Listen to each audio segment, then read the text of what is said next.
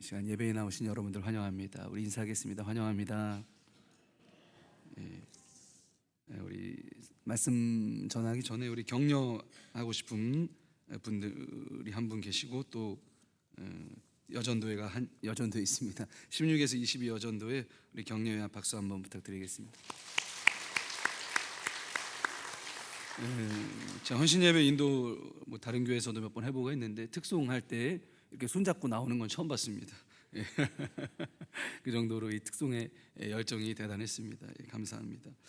또 한 번 우리 따뜻하게 환영해야 할 분이 계십니다. 우리 김경자 집사님이시네요. 우리 한번 자리에서 일어나 주시기 바랍니다.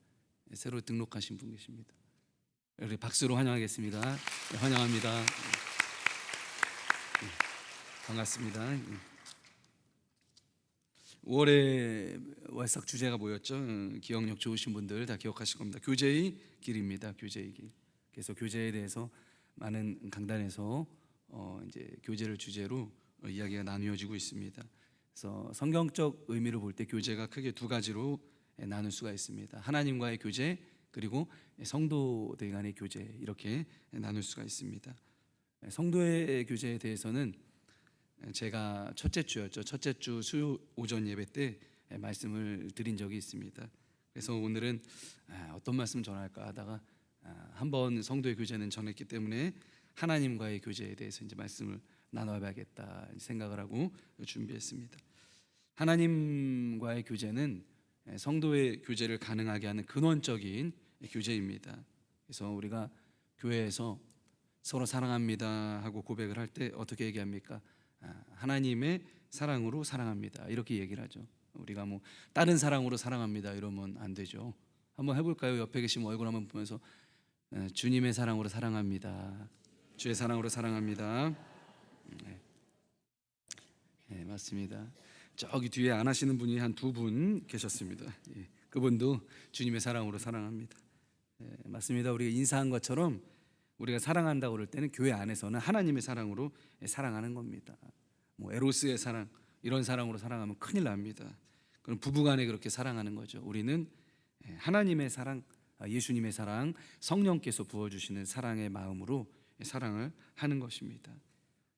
그래서 우리가 방금 인사한 것처럼 성도 간의 교제는 하나님의 사랑에 의존하고 있는 교제이다 이렇게 이야기하고 싶습니다.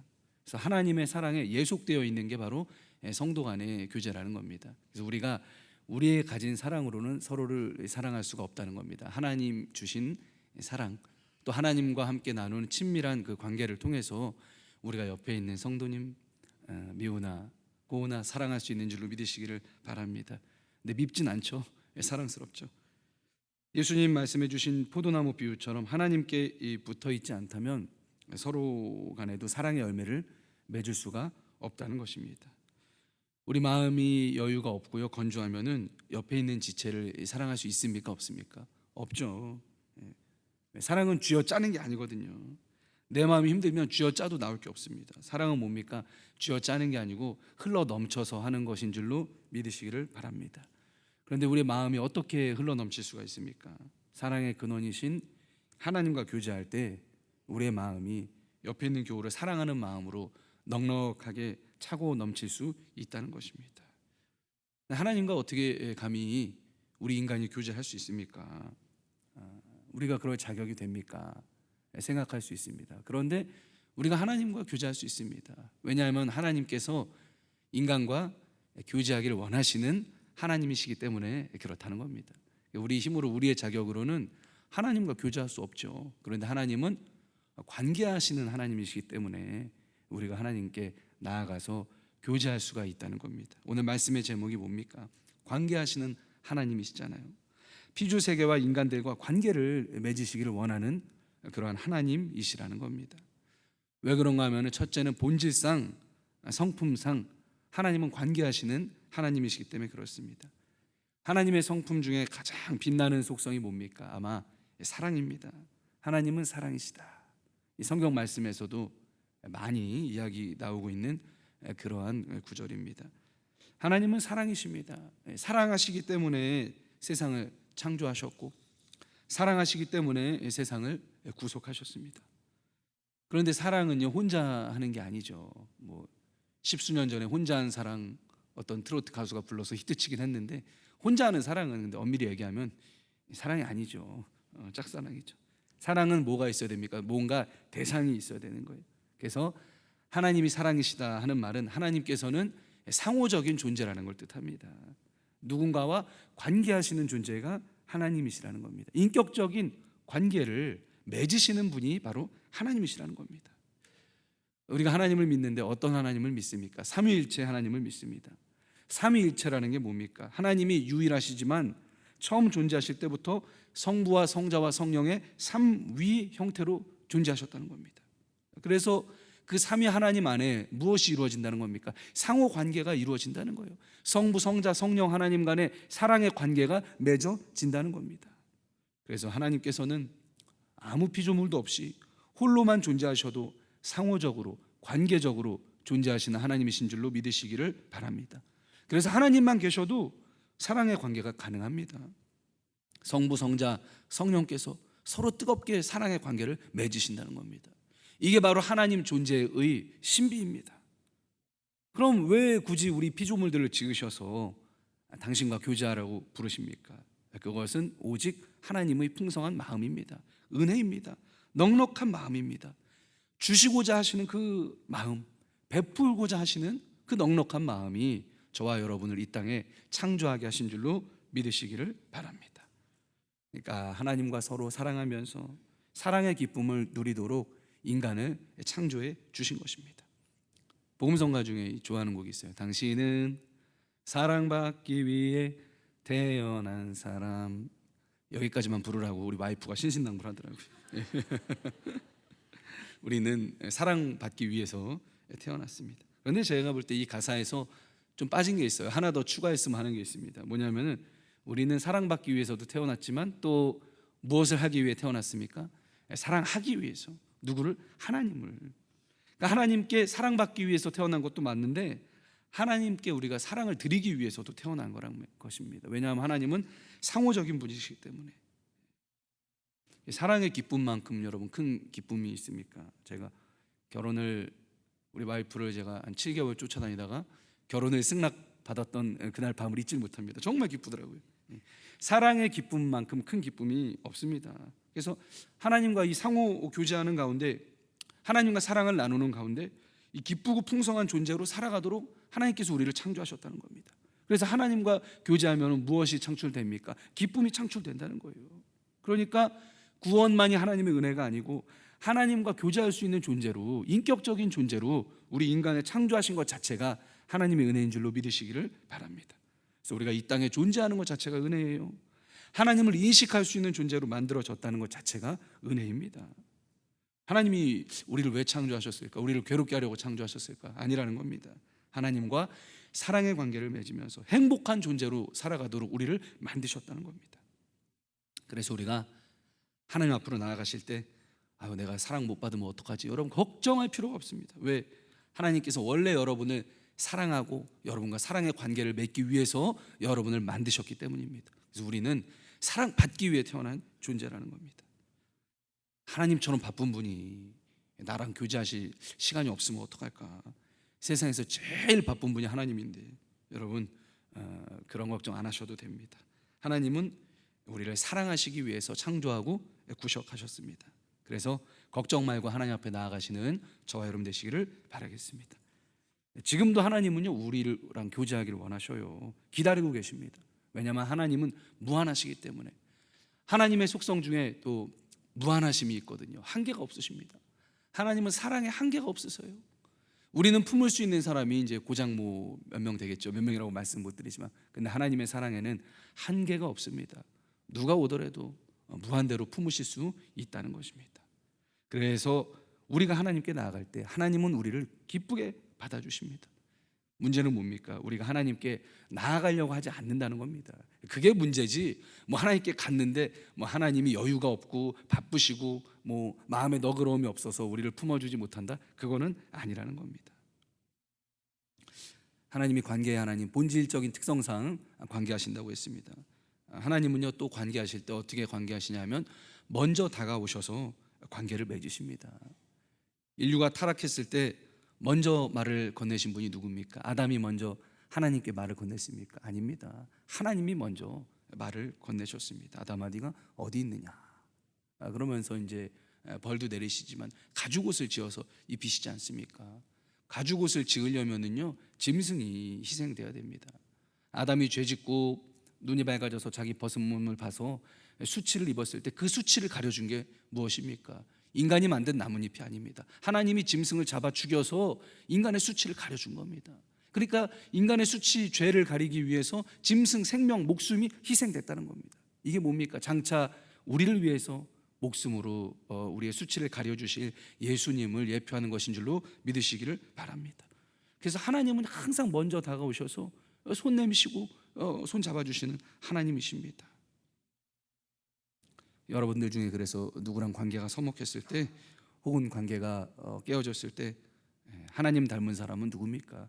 그 관계를 회복하기 위해서 먼저 다가가서 손 내미시는 분이 하나님의 마음에 합한 분인 줄로 믿으시기를 바랍니다. 우리는 자존심 때문에 그렇게 잘 못하죠. 그런데 먼저 다가가는 것 자체가 더 큰 사람입니다. 하나님께서 우리보다 크시기 때문에 먼저 다가와서 손 내미신 거 아니겠습니까?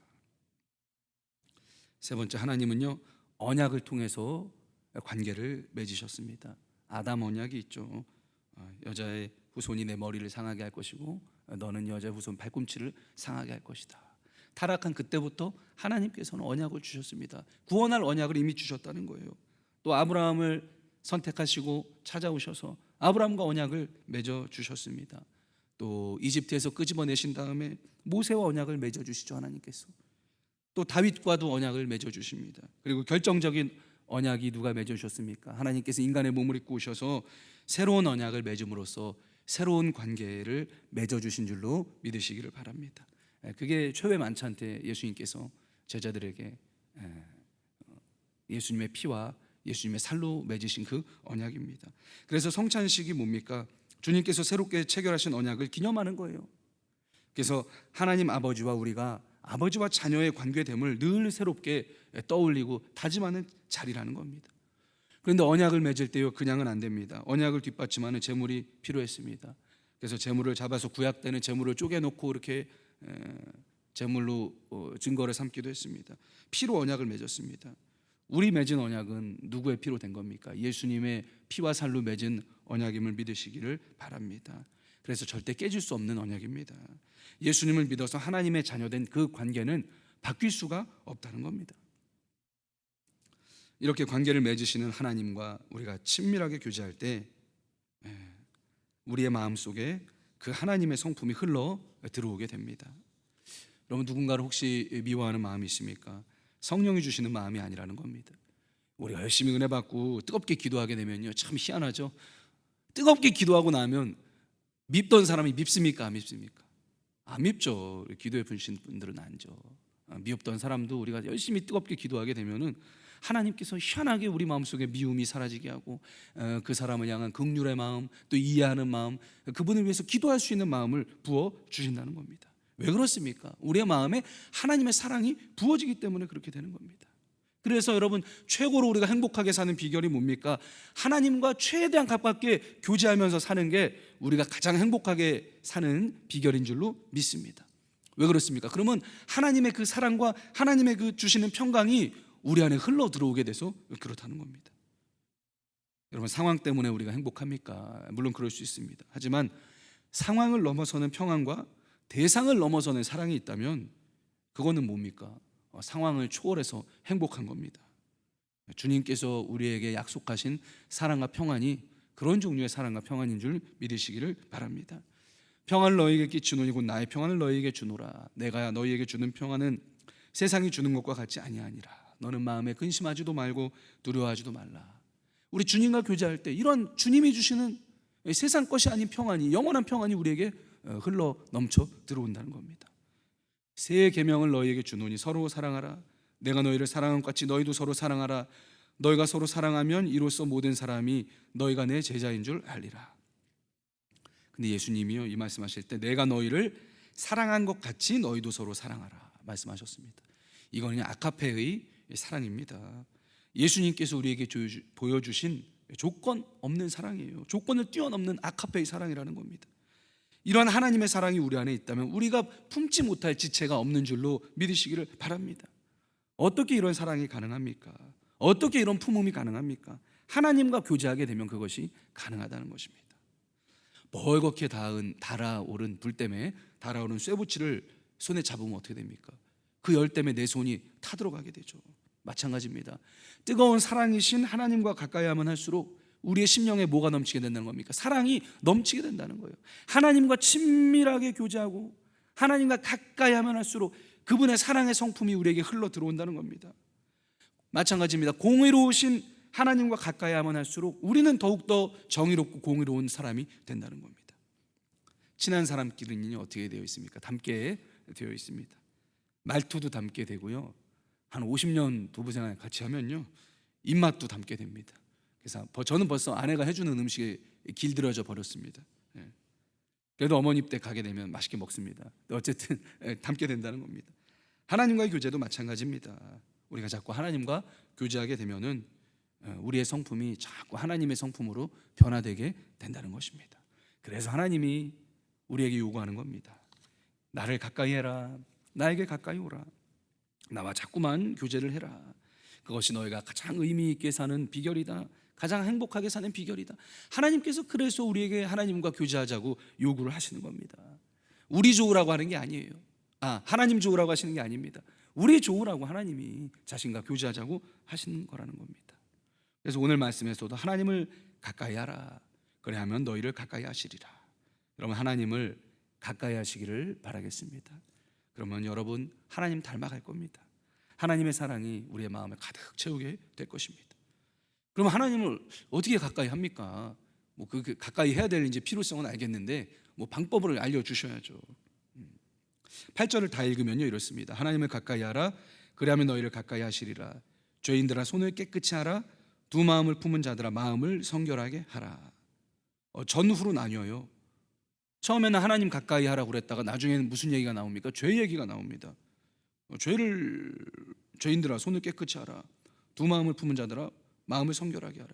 이 관계가 별로 없는 내용인 것 같은데 왜 한 절에다 묶어 놓으셨을까 하면은 사실 두 가지 내용이 관계가 없는 게 아니고 밀접한 관계가 있기 때문입니다. 뭔 얘기입니까? 하나님을 가까이 하는 게 곧 뭡니까? 죄를 멀리하는 거라는 얘기입니다. 두 마음을 품지 말는 것이 하나님을 가까이 하는 것이 된다는 겁니다. 여러분, 죄를 멀리하시기를 바라겠습니다. 그게 하나님을 가까이 하는 겁니다. 여러분, 학창 시절 때에 과학 시간 보내셨을 겁니다. 스포이드로 물과 기름을 이렇게 시험관에 넣고 막 흔들어요. 그럼 어떻게 됩니까? 시간이 지나면 섞입니까? 안 섞이죠. 여기 초등학교 야간 나오신 분 섞인다고 그러는데 물과 기름 이렇게 흔들어 봤자 어떻게 됩니까? 다시 섞일 수가 없습니다. 물과 기름은요 교제될 수가 없어요. 하나님은 죄와 교제할 수가 없다는 겁니다. 그래서 우리가 죄를 달고 사는 한 하나님과 가까이 할 수가 없다는 겁니다. 우리가 죄를 회개하고 죄를 멀리 하든지 하나님을 멀리 하든지 둘 중에 하나를 선택해야 된다는 겁니다. 만약에 배우자가 내가 싫어하는 행동만 24시간 계속하면서 내 옆에 항상 같이 있어주세요 하면은 그것만큼 힘든 게 없는 노릇입니다. 우리가 죄 가운데 있으면서 하나님 나와 함께 해주세요 이렇게 얘기할 때 하나님이 느끼시는 감정이 그와 똑같다는 겁니다. 그래서 하나님과 밀접한 관계를 맺고 싶은 만큼 여러분 죄를 멀리 하시기를 바라겠습니다. 다른 비결이 없습니다. 하나님이랑 죄랑 원수인데 하나님과 죄를 동시에 내 안에 가지고 있을 수는 없다는 겁니다. 원수가 어떻게 한 가정에 같이 삽니까? 같은 이치입니다. 그럼 죄를 어떻게 멀리 합니까? 여러분, 하나만 선택하면 됩니다. 한번 따라해 보겠습니다. 하나님만 선택하겠습니다. 죄보다 하나님을 사랑하면요 결국 죄와 싸워서 이기게 됩니다. 오늘 야고보서 오늘 읽은 말씀에 조금 윗부분에 이런 말씀이 나옵니다. 세상과 벗이 되고자 하는 자는 스스로 하나님과 원수되는 것이니라. 여러분, 가까이 두고 싶은 정말 좋은 친구가 두 명이 있는데 그 둘이 서로 양립할 수 있는 원수라면 어떻게 됩니까? 우리가 양자택일하는 수밖에 없습니다.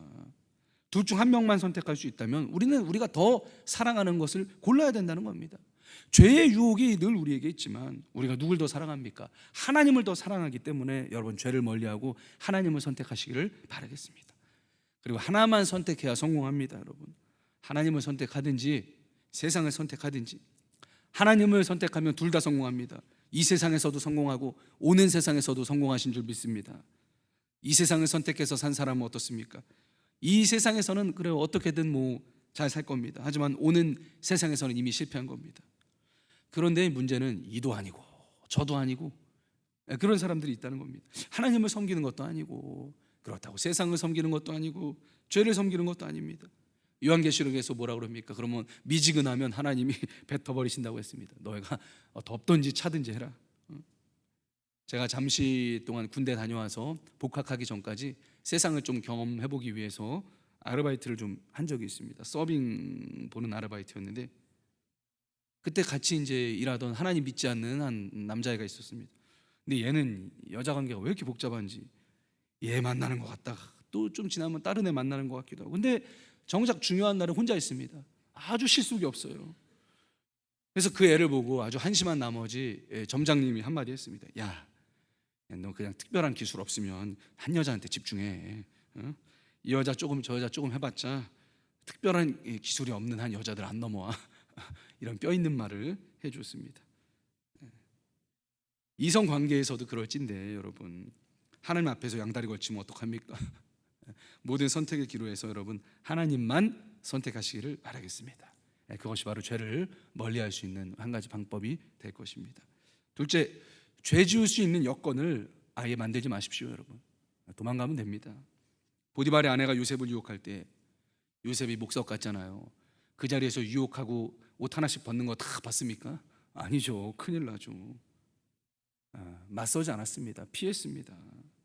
피하는 거예요. 어떤 죄는요, 피해야 이깁니다. 피해야 상책인 게 있다는 겁니다. 술 때문에 관계가 깨어지고 너무나 어려움을 겪는 분이 있다면 술 친구와 가까이 하면 안 되는 겁니다. 결단을 해야죠. 결단을. 술집도 있는 동네 피해서 가야 됩니다. 단골집은. 굳이 그 자리에 가갖고 나 가면 안 되는데 막 이렇게 간판 보면서 고민할 필요가 없다는 겁니다. 왜 그럽니까? 왜 도대체 앞에 가서 간판 보면서 오늘 한잔 하면 안 되는데 참 그럴 필요 없잖아요. 도박 때문에 막 힘겨워하면서 싸우는 분들, 괜히 도박하는 자리에 가가지고 막 오늘은 참여하면 안 되는데, 이럴 필요가 없다는 겁니다. 여러분, 상황과 여건을 피하시기를 바랍니다. 이게 전략적인 승리라고 볼 수 있습니다. 뭐하러 우리 자신을 힘들게 합니까? 셋째는 생각에 틈을 주지 마시기 바랍니다. 사단 마귀는요, 어떻게 해서든지 죄짓게 만들려고 기회를 엿보고 있습니다. 그런데 신앙생활은 조금 영적으로 얘기하면 언제나 전투 상태입니다. 우리 전투 상태예요. 전투화 벗으면 안 되고요, 총 들고 우리는 엄호하고 있는 상태라는 겁니다. 아주 조그맣게 죄에 대해서 방심하는 생각을 가지면 그 생각을 타고 죄짓게 만드는 생각이 들어온다는 겁니다. 그래서 여러분, 새가 잠깐 머리 위에 앉을 수는 있지만 둥지를 틀게 만드시지는 마시기를 바라겠습니다. 큰 배가 가라앉은 이유는요, 언제나 균열인데 그 균열은 크게 시작되는 게 아닙니다. 작은 구멍부터 균열이 시작된다는 겁니다. 여러분, 작은 것이 큰 균열을 가져옵니다. 기억하시기 바랍니다. 그래서 죄 지을 생각에는 작은 틈도 허락하지 않으시는 저와 여러분 되시기를 바라겠습니다. 무릇 지킬 만한 것 중에 마음을 지키라 했습니다. 마인드입니다. 마인드. 생각을 지키라는 거예요. 생각을 타고 마음이 변하게 되고요, 마음을 타고 죄 짓고 싶은 그런 유혹이 들어온다는 겁니다. 그래서 이 모든 것들 위에 하나님의 도우심을 구하십시오. 인간의 힘과 의지만으로는 힘이 듭니다. 그래서 성경은 죄와 싸우는 것을요, 영적 싸움이라고 표현을 합니다. 피 흘리기까지 싸우라고 그런 아주 격렬한 표현도 쓰고 있습니다. 싸움은요, 여러분, 지면 끝이에요. 이겨야 됩니다. 이기려면 어떻게 됩니까? 기도해야 됩니다. 하나님의 도우심을 구해야 됩니다. 여러분, 기도하셔서 죄와의 싸움에서 승리하시기를 바라겠습니다. 근데 이제 제가 하나님과 가까이 하는 것 중에 죄를 멀리 하시라고 말씀드렸는데, 이것은 어떻게 보면은 적극적인 거는 아닙니다. 오히려 조금 한 발 물러서 있는 그러한 하나님을 가까이 하는 방법이라고 할 수 있습니다. 좀 소극적이죠. 그러면 보다 적극적인 방법은 뭡니까? 우리가 하나님 앞으로 나아가는 겁니다. 친밀하게 주님과 교제하는 겁니다. 그래서 하나님과 교제하기 위해서 한 3가지 정도 더 말씀드리고 말씀 마무리하겠습니다. 첫 번째, 제가 깨달은 겁니다.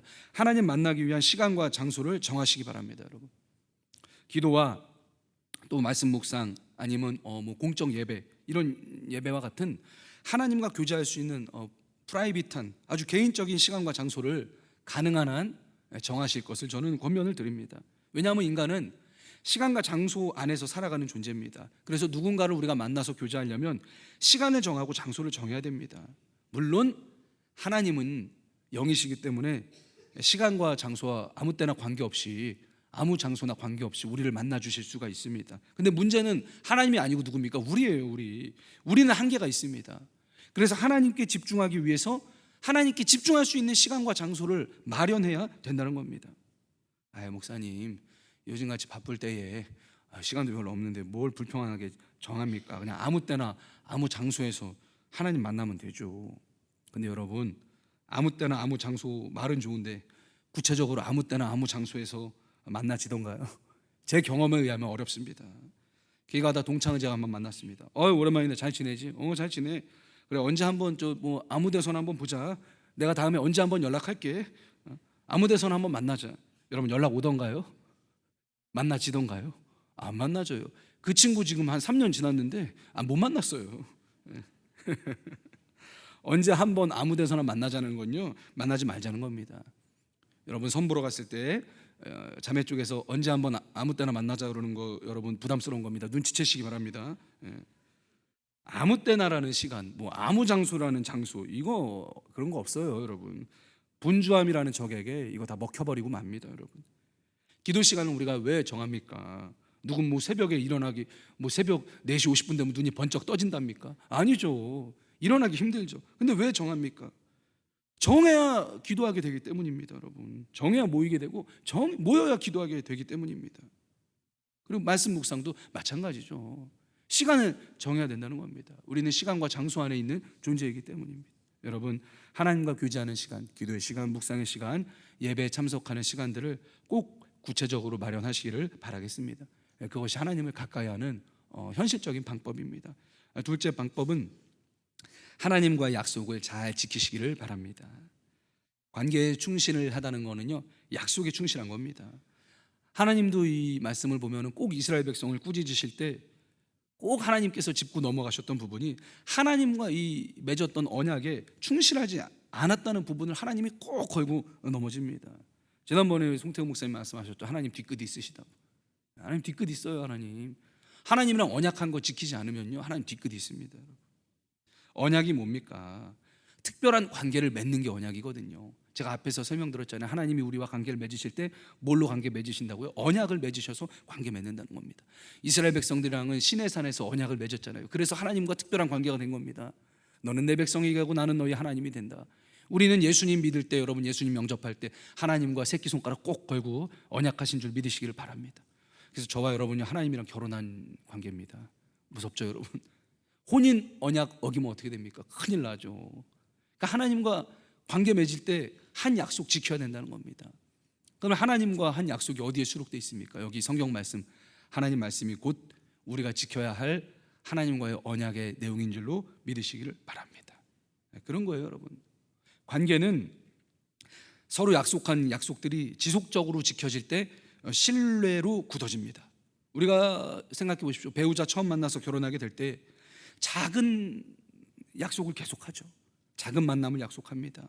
또 이제 헤어지면서 다음에 만날 거 약속하고 연락할 거 약속하는 거예요. 그래서 그 약속을 충실하게 지키다 보면은 관계에 뭐가 쌓입니까? 신뢰가 쌓여갖고 결국 한 몸이 되게 된다는 겁니다. 하나님과의 관계도 마찬가지라는 거예요. 하나님의 약속이 담겨져 있는 하나님의 말씀을 여러분 지속적으로 지키시기를 바라겠습니다. 한 번만 말씀 지켰다고 끝이 아닙니다. 관계는 뭐예요? 지속적으로 지켜줘야 되는 거예요. 그래야 신뢰가 쌓인다는 겁니다. 그래서 너무 큰 것부터 말고 작은 것부터 여러분 지키시기를 권면을 드립니다. 예배 시간 뭡니까? 그것도 하나님과 언약한 그 약속이죠. 하나님께서 예배 드리라고 하셨잖아요. 그래서 약속입니다. 만약 주일에 뭐 일하시는 분이 계시다면 제가 수요일이면 수요일 또는 이 시간이면 이 시간만큼 하나님께 예배 드리겠다 이렇게 약속하시면 됩니다. 어찌됐든 하나님께 예배를 드리는 그 약속이 우리의 삶 가운데 지켜져야 된다는 겁니다. 적어도 일주일에 한 번은 하나님께 예배 드려야 됩니다. 그 약속을 지켜야 그리스도인이죠. 기도 시간은 뭡니까? 기도 시간을 지키는 것도요, 하나님이랑 약속 지키는 겁니다. 왜냐하면 하나님께서 말씀에서 기도하라고 명령하고 계시지 않습니까? 이외의 기본적인 어떤 그런 것들, 하나님께서 주신 것들, 약속을 지키는 게 하나님과의 관계를 아주 돈독히 하는 그러한 충실한 행동이라는 겁니다. 또 우리가 기도하면서 했던 약속들 여러분 기억하시죠? 하나님, 내가 진짜 어려운데 하나님 이번에 이거 응답해 주면요, 제가 하나님께 이거 하겠습니다. 여러분 하신 말 다 있으시죠? 여러분 잊어버렸어도 하나님 다 기억하고 계신 줄 믿으시기를 바랍니다. 아멘 안 하시네요. 우리가 기도하다가 너무 감동을 받은 나머지 살짝 이성이 이탈해서 내뱉은 말도 하나님 기억하고 계십니다. 하나님, 제가 이제부터 주일학교 교사를 하겠습니다. 이제부터 성가대 하겠습니다. 정신 차리고 보니까 내가 무슨 말 한 거지? 여러분, 기도를 다하고 정신을 차리고 우리의 입을 막아도 이미 하나님은 다 들으신 줄 믿으시기를 바랍니다. 여러분, 하나님께 약속한 거 지켜야 됩니다, 여러분. 그래서 우스갯소리처럼 말씀을 드렸지만 여러분, 우리가 하나님과 했던 약속들, 우리가 인간관계에서도 그렇잖아요. 약속을 계속해서 어기는 사람은 신뢰가 안 갑니다. 그럼 같이 관계하고 싶어지지 않습니다.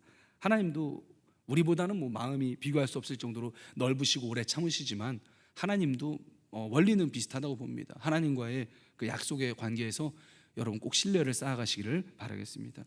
끝으로 꾸준히 하나님께 나아가십시오. 꾸준히 나아가야 됩니다. 관계는 장기전입니다. 불꽃같이 타올랐다가 사라지는 감정은 사랑이 아닙니다. 그건 뭡니까? 불장난이죠. 사랑은 뭡니까? 사랑은 꾸준함이에요. 30년, 40년, 50년 정말 저 사람이 나를 힘들게 해도 그 옆에 붙어있는 게 뭡니까? 그게 사랑인 줄로 믿으시기를 바랍니다. 꾸준히 그 사람 옆을 지키는 게 사랑이에요. 그래서 하나님을 사랑하는 일, 하나님을 가까이 하는 일이 뭡니까? 꾸준히 하나님 곁을 지키는 겁니다. 평생 동안 하나님 앞으로 나아가는 겁니다. 여러분 조급해하지 마시기를 바라겠습니다. 다니엘은요 15살 나이에 바벨론으로 끌려갔지만 하루 3번씩 기도하는 습관을 80이 훨씬 넘은 나이 노인 때까지 지속했습니다.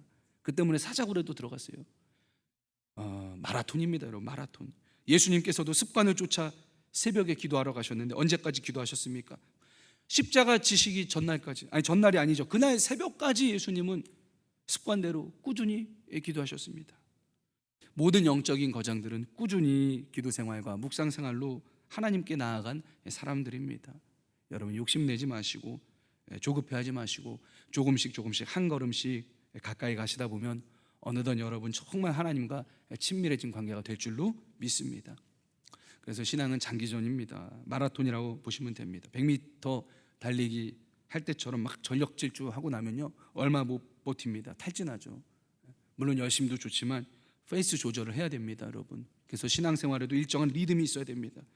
여러분 삶의 리듬을 잘 가다듬으셔서 꾸준하게 하나님 앞으로 나아가셔서 여러분 하나님 품에 가실 그때까지 정말 에녹과 같이 주님과 동행하는 삶을 사시기를 주님의 이름으로 축원을 드리겠습니다.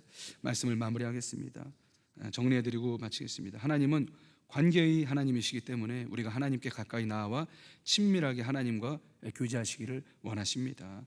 그래서 우리가 주님께 나아가야 되는데 소극적인 방법으로는 죄를 멀리하는 게 있습니다. 하나님만을 선택할 때에, 죄짓게 만드는 여건을 피할 때에, 마귀에게 생각의 틈을 주지 않을 때 우리는 죄를 멀리할 수 있습니다. 보다 적극적인 방법으로는 하나님과 우리가 적극적으로 나아가서 교제하는 겁니다. 시간과 장소를 정할 때, 또 하나님과의 약속을 지속적으로 꾸준히 지킬 때에, 또 꾸준하게 지속적으로 주님 앞에 나아갈 때에 우리가 하나님과 친밀하게 관계를 맺을 수 있을 것입니다. 하나님과 친밀한 관계 맺어서 가장 행복한 인생이 되시기를 주의 이름으로 축원을 드리겠습니다. 기도하시겠습니다. 이 시간 말씀